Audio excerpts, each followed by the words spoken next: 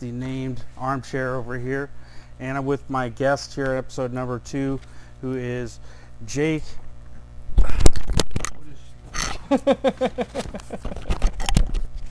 What is your formal last name? Treacy. Jake Treacy. Yeah, Jake Treacy. Awesome.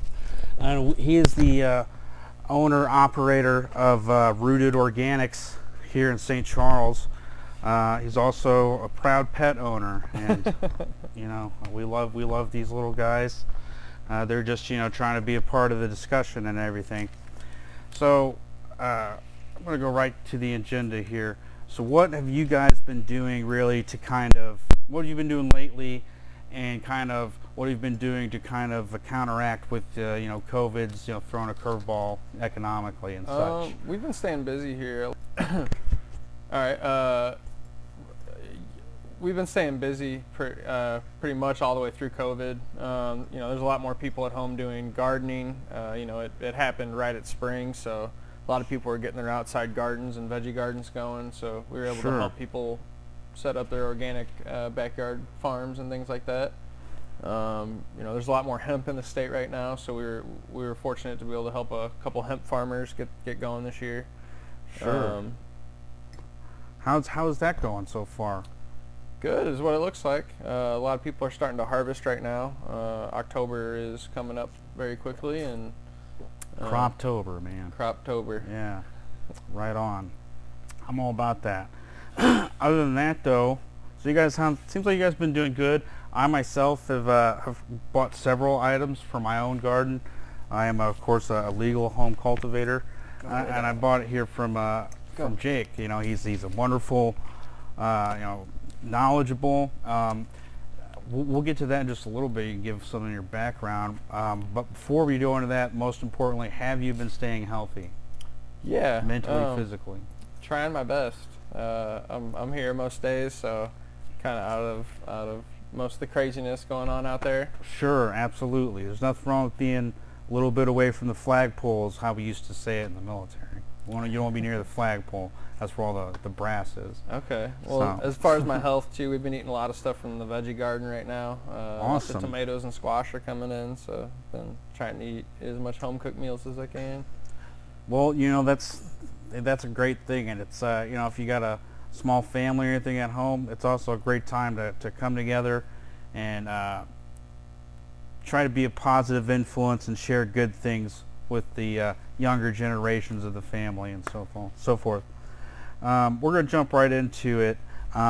Since Jake here, you know, you kind of work around the home grow market.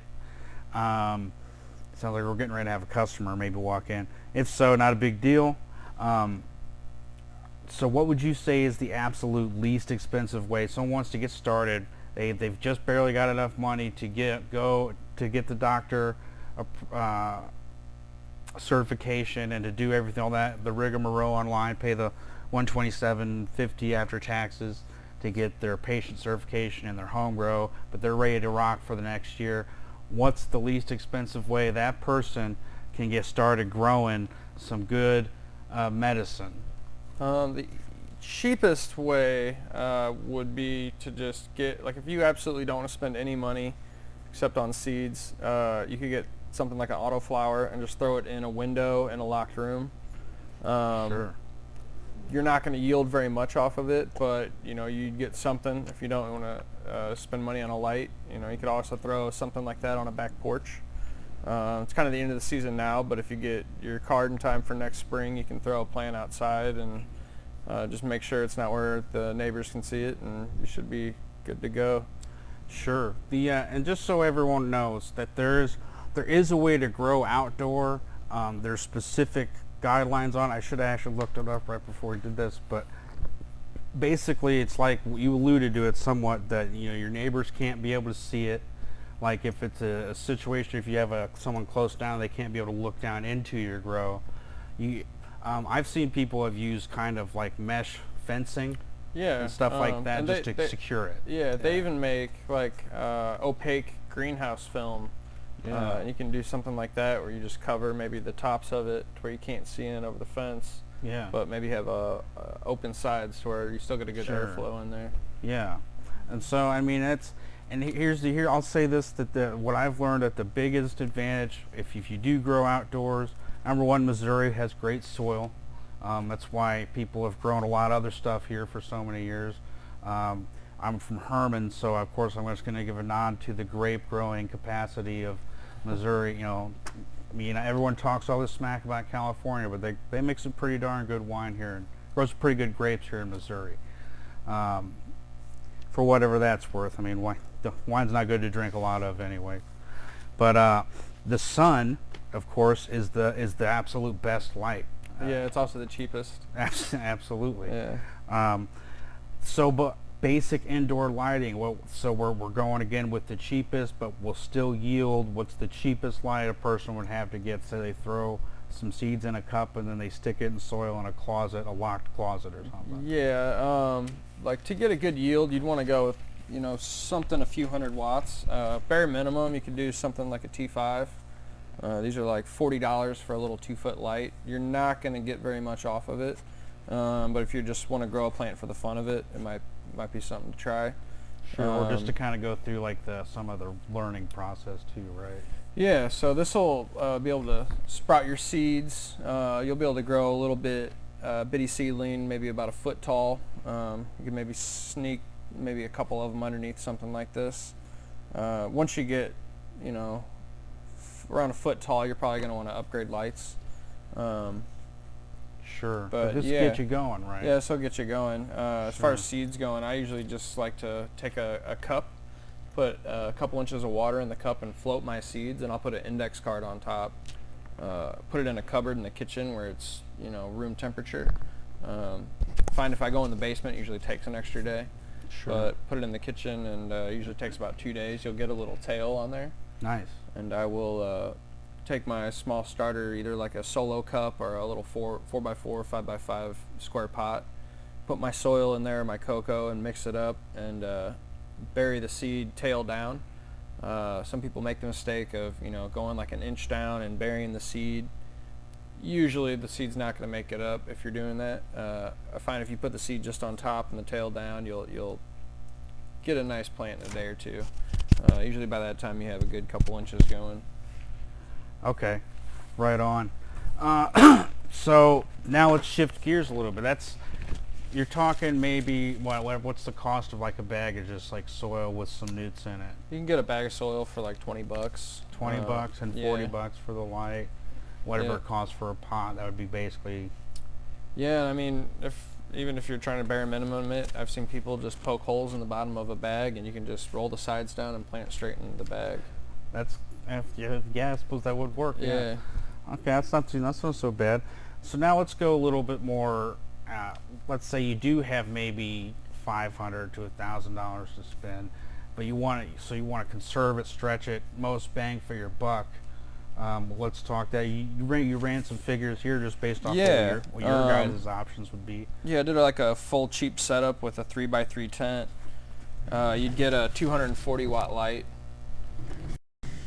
Wow, that was just a straight saver. I did an easy setup with a 3x3 tent, a 240 watt light, 4-inch ducting, a 4-inch fan, a little clip-on fan to get some air moving.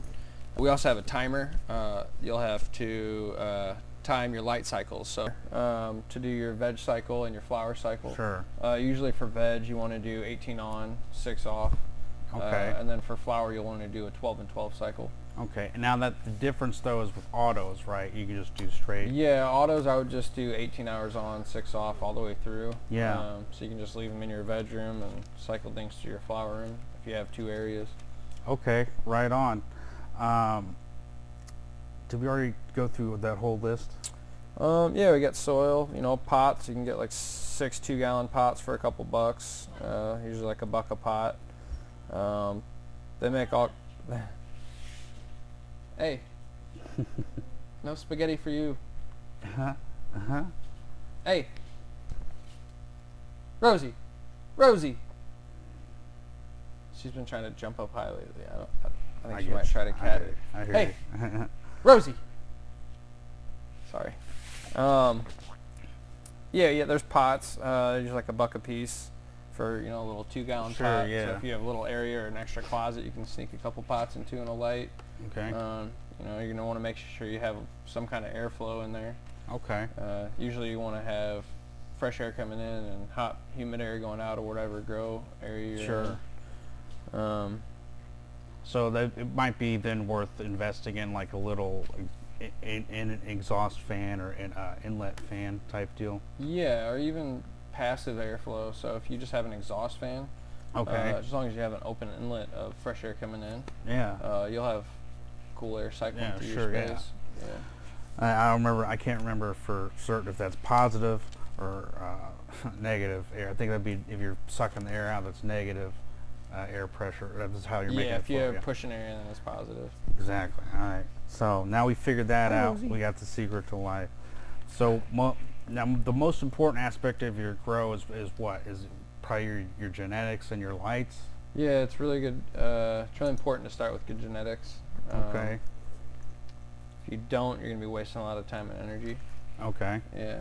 Now, if you get good non-feminized genetics, non-feminized seeds, what's generally going to be your ratio of like males to females? Which it won't always be perfect, but Yeah, I mean, generally, you know, ideally, you want to get 50-50, right? Right. You know, sometimes it might go a couple one way, a couple the other way. Sure. It's hard to say. Some people have said that I believe it's nitrogen will cause more males. Maybe don't quote me on that. okay. There is a. I've heard some people use banana peels too to feminize them. I don't know if that's true. Yeah, I don't know if that would work either. There is a fertilizer recipe that'll help you get more females versus males. Sure. I've heard temperature can play a factor. I've actually think I've heard that too. So. Yeah, I'm not sure though. I just always think. About what point in the cycle? At what point are you going to be able to tell? Usually once the plant starts showing pre-flowers. So when the plant's growing, you have lateral shoots coming off. They come off even, symmetrical. Once they start getting asymmetrical, it's usually signaling that the plant is old enough to flower out. Okay. So males will usually show before the females will. And what are you looking for? You'll either get pistils, hairs coming out, or Okay. you'll get a little spade-looking shape coming off of like a string, basically, and that'll be Okay. your pollen sac. Okay. It looks kind of like a bunch of bananas. Ah, okay. Yeah. I've actually seen it too, where some people like where like the branch kind of wires out. You'll see it almost like a little thing sticking out. Yeah, Is that or is that just no, something that's totally just- different? Yeah, that can't remember exactly what that's called. No, that's just on all the cannabis plants. Okay. Some people mistake that for like the hairs showing, you know, Yeah, out of a yeah. pistil, but it's right where that happens, but it's not necessarily a hair. Okay. Yeah. Well, let's also so best bang for your buck. What light are we going to be looking at then? I would probably go the quantum board. There's like a 240 watt quantum board we carry, Rooted Organics. Sure. It'll do like a 2x4, 3x3 footprint. You know, it's 240 watts at the wall, so you know you can expect around 200 or 300 grams depending on Sure. how in sync and how on point your grow is. Sure. Yeah. Let's talk about then some of just like your favorites, like your favorite newts, your favorite mediums, your favorite lights, all that. I've been a big fan of the West Coast horticulture. We're running that in our little backyard greenhouse this year. Okay. It's doing awesome. It's made with ferments, so it's organic. We're running their bloom, their calcium, and their magnesium, and then I amend with a bunch of dry amendment teas from Down to Earth that just worm castings and compost and guanos and things like that. Nice. We try to do those like once a week if we remember. Sure. The BioBiz is really good. If you're like a hydroponic guy, the Floraflex is super stable. You don't get a lot of pH swings with it. Sure. Those are nutrients. Yeah. Okay. Yeah, those are all nutrients. They make Floraflex makes drippers and emitters too. Nice. All those guys, all the green stuff. Okay. Nice. We're doing some runs with Nectar for the Gods as well, and all those flowers are coming out awesome. Nice. Nice. Good flavor, good smell, tastes good. Absolutely. What do you think about like soil insects, like earthworms or centipedes? If you're doing like I'm going to try to do more of a soil base. Yeah, so if you want to add like any kind of biology to your soil, especially like earthworms or like the centipedes, anything that's a little bit bigger, you're going to want more volume of soil for them to create a little bit more. I mean, you could do it with like a 5-gallon pot, but if you have like a 15 or bigger, it's really more volume for them to create and habitat. And so they can aerate the soil and all that junk. Yeah. It's not junk, it's actually good stuff. But. Yeah, but I'm all about creating a good soil and trying to get as many microbes and living organisms as you can in there. Sure, the diversity helps with the flavor. Nice.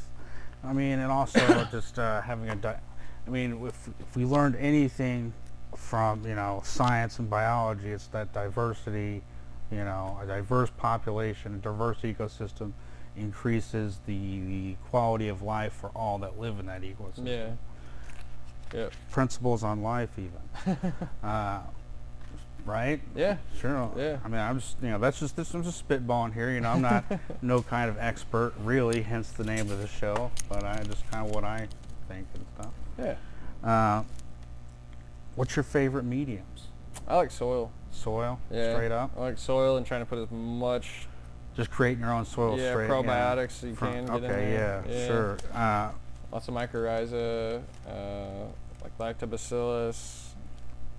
Nice. Now, Backcountry Farms, that's your company out in California and whatnot? Yeah. Started in California as the company. We would sell all the flour and concentrates and edibles we'd make for the dispensaries. Nice. Did that in LA and Bakersfield until Prop 64 came through. Yeah. Now we just run our genetics through there. Nice. So a lot of the stuff that we collected in California and ran, we saved in seed form and trying to get it out to people just so that they can try what we like. Sure. Yeah, that's awesome. So I guess that segues right into the next thing. It's genetics, and what's your favorite genetics? What's your favorite strains that you've ever grown? All that. Favorite strain I've ever grown would probably be either Garlic Breath or Skywalker. Skywalker was my go-to for like 5 years when we were growing it. Nice. What is it you like about it? Good OG. I just like OG, so it hits my head right. And I'm pretty sure this is just the screensaver. You almost ran over your phone. But I just. What was that? Phone. Oh, my phone. Cord. No. I got more stuff to edit. I'm kind of like fucking living, breathing version of Chevy Chase in the movies. He's always fucking everything up. Oh, that'll be cool. That's an extra thing I gotta cut out now. Get that out of the way. What were we saying? Favorite strains? Favorite strain would probably have to be Skywalker. That you've grown or just ever? Yeah, that period? I've grown. Yeah, as far as stuff that I've grown. What's the favorite thing you've ever tried? Maybe someone else that you didn't grow. What was it you like? There's a lot of good OGs when we lived in LA. Nice. Well, Headband. I'm a fan of Blue Dream. Some people hate on it, but sure, yeah, it's kind of bougie and kind of. Yeah, I love it. A good Blue Dream though is fire. Sure, it is. But yeah, any kind of OGs I'm down for. Any kind of Chem Dog crosses. We got some Gorilla Glue 4 Alien Dog going right now. That's super fire. Nice. Very gassy. So that brings me a question that I always like to ask people, especially folks like yourself that are really up on this. What do you think about so in theory, right, a Blue Dream that you grow in Colorado or grow in LA or grow in Oregon or grow in Missouri, not necessarily going to be the same. I mean, am I right on that? Yeah, you can take the same cut and pass it out to a few different areas, and all the environments are different, so the plant's expressions will be different. Nice. Like the Skywalker actually that we grew, we started off, we got it first in LA. We grew it for like 4 years in LA. Did great, but we were downtown in the city, indoors, and then we took that plant and we ran it outdoors up in the mountain at 2,000 foot elevation, nice. Way away from the city. Yeah. And it looked completely different. That's amazing. That's like really amazing. I think.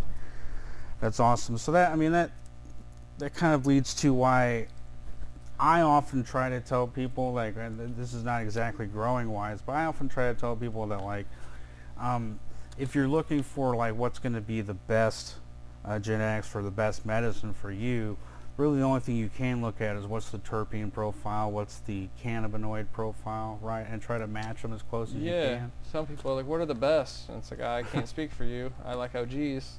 Right. You know, but. So yeah, it's amazing. Now, I was able to go to, a few years back, I was able to go to the Institute of Cannabis research in Colorado Springs, Colorado. Actually, it's in CSU Pueblo. But it was the first ever international, the research conference they ever did there. Dr. Meshulam was the keynote speaker. Cool. And then actually the first day was Dr. Carl Hart, and I've been tooting that guy's horn ever since. And the second day was Sue Sisley, and then the third day was Meshulam. Okay. So it was a good educational conference, and they had a bunch of different presentations you could go to. I went to one where it may have been one of the keynote addresses where they showed it's kind of like a burst chart, or it's like a type of, I think that's what it's called, but it's where all these lines jutting out everywhere, and each line represents like a variation of DNA. And so you'd see they would have like Sour Diesel or Blue Dream or Northern Lights, and there would be a bunch of different variations under each one. That was when it really first kind of hit me that I was like, whoa, there's way more to this plant really than anybody kind of thinks about. Yeah, well, there's cuts of things, and then there's back crosses of things, and then even like when someone pulls a first, like say a clone that gets passed around, they pulled that out of a seed lot usually. So, there's a little bit of genetic variation within that seed lot. Some will be like leaning towards the mother, some will be leaning towards the father. Yeah, and that going into genetics even more. If anybody wants to just get a really base knowledge of that, Gregor Mendel, he was like the guy that bred the pea plants.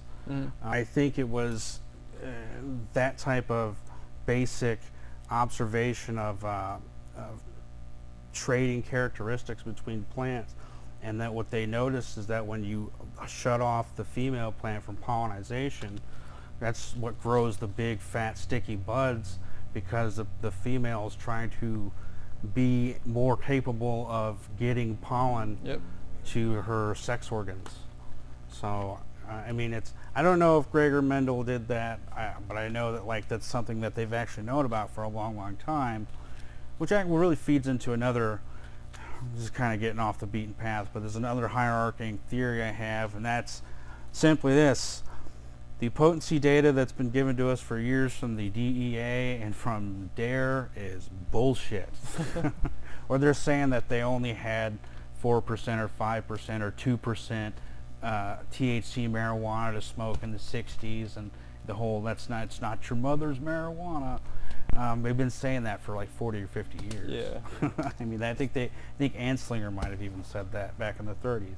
So we'll say if you look at old High Times photos of what the weed looked like back then. Sure. Yeah. Versus what it looks like now. Not as good. It looks terrible. But if you think about it though, it's definitely true on that. But I just suspect that just like how there's people kind of in the area that have the knowledge, it's been passed to them somehow, that there were people that had back then that had that. Maybe they just weren't as out about it. Yeah.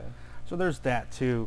But I also think it's true that when you look at the High Times covers now, I very rarely see people growing weed that actually looks like that. Right. Yeah. I very rarely have been able to buy weed that looked like that, is I guess what I'm saying. That kind of sets a really high expectation, I suppose. What's your thoughts on that? Yeah, I somewhat agree with you. I think our weed's definitely better than what it probably used to be. Sure. Only because there's so many people growing it and so many people pushing it. Like some people are doing 3 and 4 generations done in a year. Yeah. Well, you think about it this way, like land race strains, right? And when I was in the military, once upon a time, I deployed to Afghanistan, and something I really enjoyed learning about was the history of the country. And we often think about Afghanistan as this barren wasteland, but it's actually, in the valley, is very, very fertile ground for growing produce. I mean, fruits and vegetables, they export a lot, actually. It's definitely not their main exports. Their main exports are, of course, opium and morphine base. Yeah, but they also have areas, of course, around in the Hindu Kush Mountains where they're growing, Hindu Kush land-raised strains, and they've been growing it the way they've been growing it. They've been doing it for thousands of years. But that also might kind of take into account why for a long, long time in those parts of the world and in Europe, anywhere that's kind of on the back end of like a trade route like that, hash is more common. To get better purity and stuff like that for the weight. All the charas where they're doing all the rubbings and stuff. Yeah, that's how they would actually do it. Is they would get the pollen, they get the trichomes on their hand, and they like. Little. Yeah, they get when you rub. If you ever like gotten sweaty and you rub your hands together and you get the little dirt dealios, it's like the oils of your hand, and that's what they're basically using to make hash oil, more or less. Yeah, right? yeah. Stuff like that is just very fascinating to me. Anyways, let's roll right on. We're just about done here. So what's your favorite thing about growing weed, period? That's a very broad question. I just like plants. Yeah. Yeah, so being able to grow one that helps me feel better is pretty cool. Nice. Yeah. I like the variety of it. There's so many strains, flavors, and smells, and yeah, man. I just love it. In and of itself, I feel like that aroma, I don't know about the science behind aromatherapy. I really don't.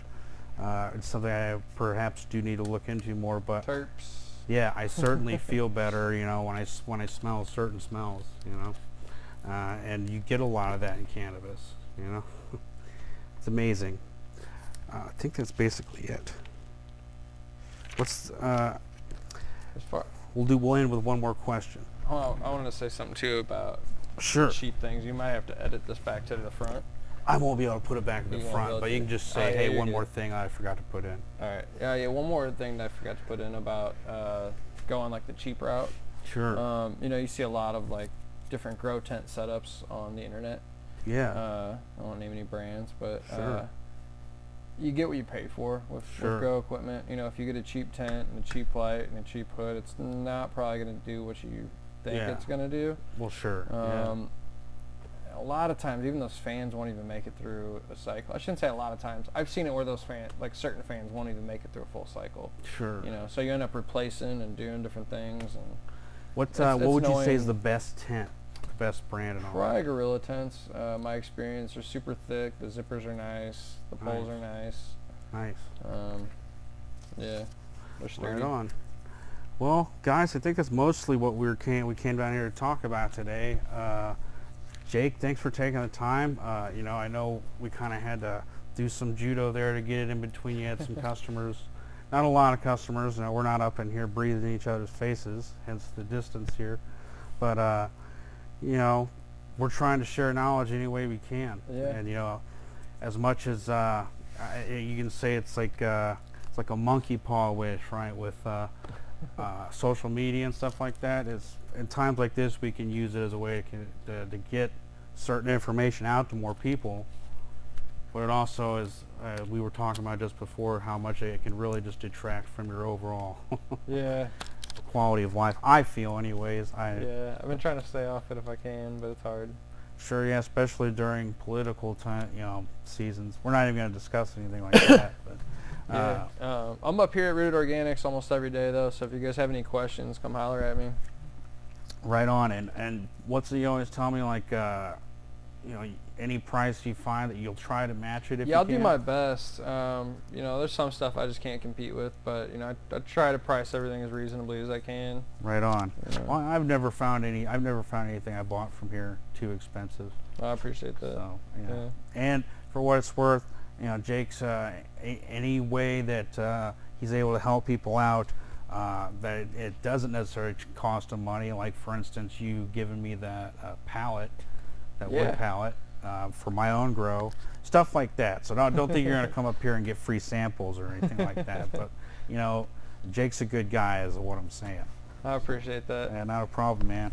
Well, this has been Armchair Expert and how to be a baller on a budget. You guys take care. See ya.